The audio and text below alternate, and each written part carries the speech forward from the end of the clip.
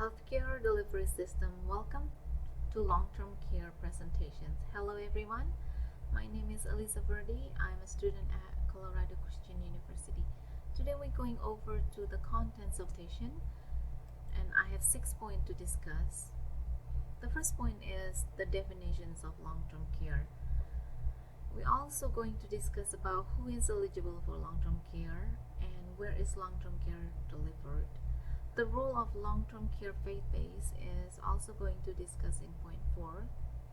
And what does the long-term care cost is also going to be discussed here. And the last point is the funding options.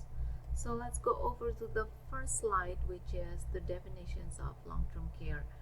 Long-term care refers to the regular assistance for people with chronic illnesses or mental or physical disabilities, both living in the nursing homes and at home. The question is, who is eligible for long-term care? So regardless your age, if you think you need assistance with bathing, dressing, personal care, eating, moving around, you're most likely eligible for long-term care.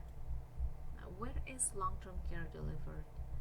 So wherever you need it, it is not only limited to nursing homes or skilled nurse facilities. It can be done in the comfort of your homes. So what types of long-term care facilities? Long-term care facilities include skilled nursing facilities, assisted living facilities, adult daycare centers, rehab centers, hospices, and home health agents. So most facilities provide housing, housekeeping, personal care, and medical services. In a contrast of faith-based long-term care, faith-based long-term care is based on a concept of Christian faith. Besides promoting physical, emotional, spiritual health, Christ's love is expressed through hope in caring the residents. Their mission is based on Jesus' compassions of love one another.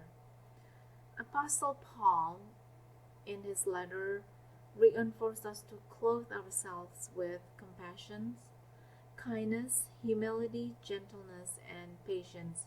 It's stated in Colossians 3:12, New International Versions. So what does long-term care cost?